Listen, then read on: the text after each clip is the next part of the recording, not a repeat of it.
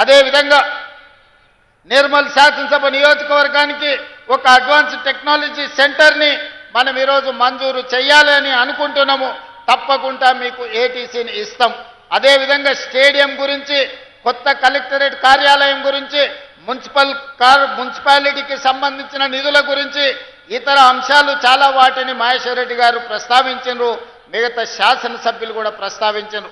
అందుకే పెద్దలు జూపల్లి కృష్ణారావు గారికి, పెద్దలు సుదర్శన్ రెడ్డి గారికి నేను సూచన చేస్తున్నా, ఈ సభ అయిపోయిన తర్వాత ఫిబ్రవరి మొదటి వారంలో మీరు ఈ ప్రాంతంలో ఒక 2 రోజులు ప్రత్యేకంగా సమావేశాన్ని ఏర్పాటు చేసి అధికారులతో, ఎమ్మెల్యేలతో సమీక్ష చేసి, ఒకరోజు ప్రజాప్రతినిధులతోని సమీక్ష చేయండి.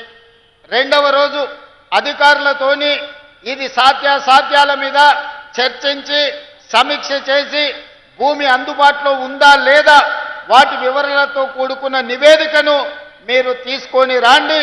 ఉమ్మడి ఆదిలాబాదు జిల్లాకు కావాల్సిన అభివృద్ధి నిధులను, అభివృద్ధి కోసం అనుమతులను రాబోయే బడ్జెట్ సమావేశాలలో నేను అసెంబ్లీలోనే ఆదిలాబాద్కు సంబంధించిన ప్రజాప్రతినిధులతో ఒక ప్రత్యేకమైన సమావేశాన్ని ఏర్పాటు చేసి ఆదిలాబాద్కు జరగాల్సిన అభివృద్ధి, రావాల్సిన నిధులను ప్రత్యేకంగా మంజూరు చేద్దామని చెప్పి నేను ఈ వేదిక మీద నుంచి జూపల్లి కృష్ణారావు గారికి సూచన చేస్తున్నా.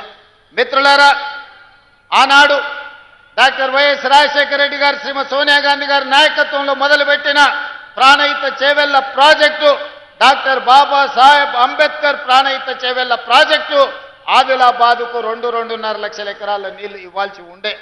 కానీ ఏదో ఆలోచన, లేకపోతే అది స్వార్థమా, లేకపోతే ఆలోచనలో ఉన్న లోపమా నాకు తెలీదు. కానీ 1,10,000 కోట్ల రూపాయలు ఖర్చు పెట్టినా ఇంకా 40-50 కోట్ల రూపాయలు ఖర్చు పెట్టాల్సింది ఉన్నా ఆదిలాబాదుకు గోదావరి జలాలు రావడానికి సాధ్యం లేదు.